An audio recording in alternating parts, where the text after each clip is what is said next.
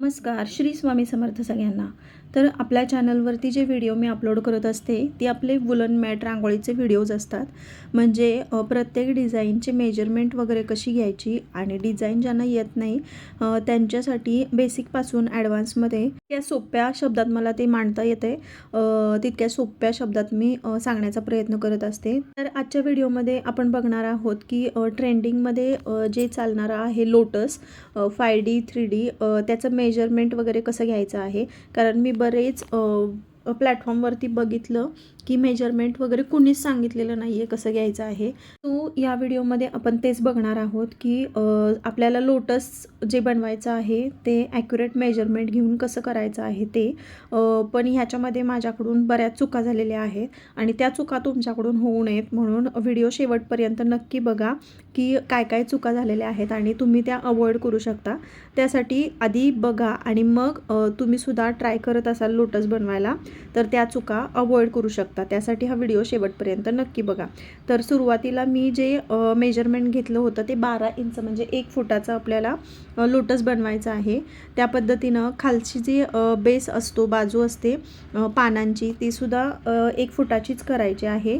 असं मी म्हटलं एका व्हिडिओमध्ये बघितलं होतं ॲक्च्युली की सेम केलं होतं, पण तसं तुम्ही करू नका। वरचं जे लोटसचा मेजरमेंट आहे ते खालच्या पानांच्या आकारापेक्षा कमी घ्यायचं आहे। एक 3 ते 3.5 इंच तुम्ही कमी घ्या।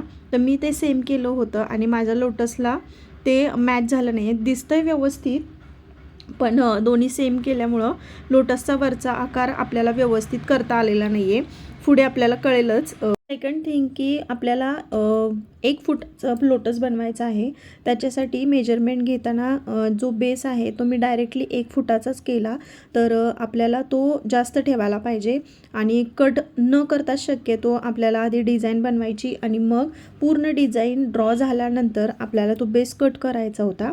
तर मी तो पहिल्यांदाच केला त्यामुळे मला कट टू कट करायला लागलं। आता जो सर्कल ड्रॉ केला होता तो 3.5 इंचाचा केला होता आधी, पण त्याच्यावरती जे पानं आपण 3.5 इंचाची पुढं घेतलेली आहेत त्याचा आकार बसला नाही। त्यामुळं आपण एक म्हणजे आयडिया केली की पानाचा आकार कमी केला आणि जो सर्कल होता तो अर्ध्या इंचाने वाढवला इथे, म्हणजे 4 इंचाचा सर्कल आपण केलेला आहे। त्यानंतर हे पान जे आहे ते व्यवस्थित आपल्याला बसवता आलेलं आहे। अशा पद्धतीनं तुम्ही ते ॲडजस्ट करू शकता। जर तुमचं जर कधी चुकलं तर तुम्ही ही आयडिया वापरू शकता। पुढे व्हिडिओमध्ये मी मेजरमेंट लिहून दिलेलं आहे ते पण तुम्ही लिहून ठेवा कुठेतरी, म्हणजे तुमचंसुद्धा असं चुकणार नाही। लोटसची डिझाईन वगैरे माझी खूप छान झाली, ॲक्युरेट झाली, पण जे वरचा जो लोटसचा भाग आपल्याला उभा करायचा असतो गोलाकार तो व्यवस्थित जमला नाही असं मला वाटते।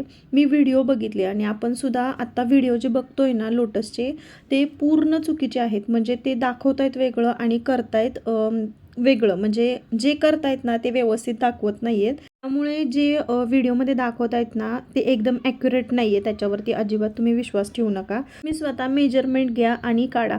आता इथं मी मेजरमेंट घेतलेलं तुमच्याबरोबर शेअर केलेलं आहे ते ॲक्युरेट आहे, पण त्याच्यामध्ये ना जे पेज वगैरे तुम्हाला वापरायचं होतं ते तुम्ही कट करू नका। ही पहिली चूक मी केलेली आहे।